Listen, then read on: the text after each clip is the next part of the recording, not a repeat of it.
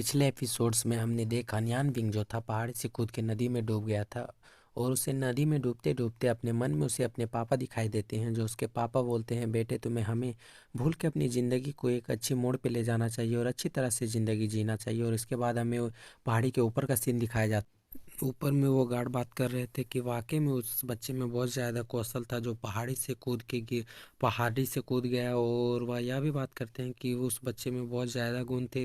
उसने दो विरोधी पत्थरों को एक साथ यूज कर लिया था, और यह तो नामुमकिन था लगभग में, फिर भी उसने दोनों एक साथ यूज कर लिया था।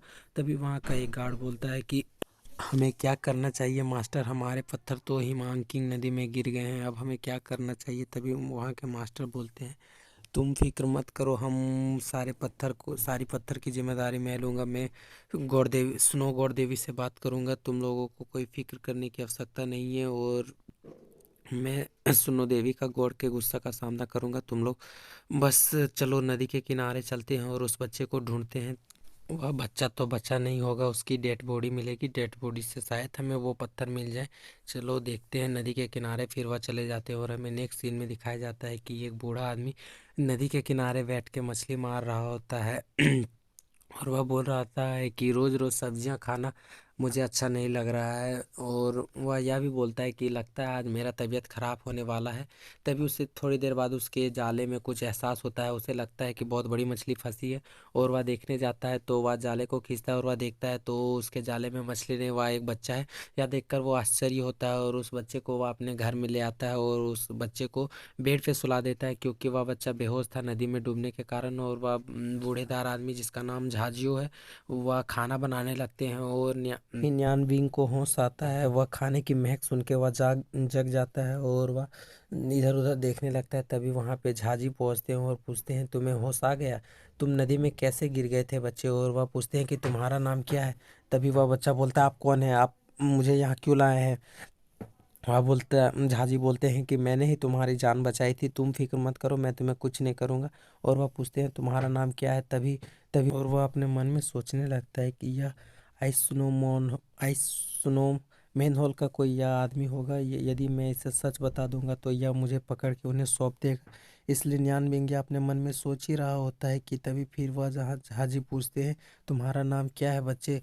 तो वह बच्चा बोलता है कि मेरा नाम न्यान बिंग है। और वह बच्चा पूछता है कि आपका नाम क्या है। तो वह झाजी बोलते हैं कि मेरा नाम झाजी है, तुम मुझे ग्रैंडपा कह के बुला सकते हो। और वह आपस में यह बात कर ही रहे होते हैं। ग्रैंडपा फिर न्यान बिंग से पूछते हैं कि बेटे तुम्हारे मम्मी पापा कहाँ हैं, तुम नदी में कैसे गिर गए। बच्चा कुछ नहीं बताता है। बहुत देर बैठने के बाद भी वह बच्चा कुछ नहीं बताता है। तभी झाजी बोलते हैं कि छोड़ दो, अच्छा तुम नहीं बताना चाहते तो मत बताओ अपने मम्मी पापा के बारे में। पर तुम यहाँ पे ये खाना है वो खा लो, गर्म है, ठंडा हो जाएगा, तुम इसे तुरंत खा लो। उसके बाद हमें नेक्स्ट सीन में 1 महीने का बाद का सीन दिखाया जाता है, जहाँ पे न्यान विंग जंगल में अपने मम्मी पापा को याद करके बहुत गुस्सा हो रहा होता है। और वह अपने फायर अटैक से एक पेड़ पे अटैक कर रहा होता है। वह इतना गुस्सा होता है कि वह पेड़ पे बार बार अटैक करता है बिना कुछ देखे। और वह अटैक करते ही जाता है, करते ही जाता है।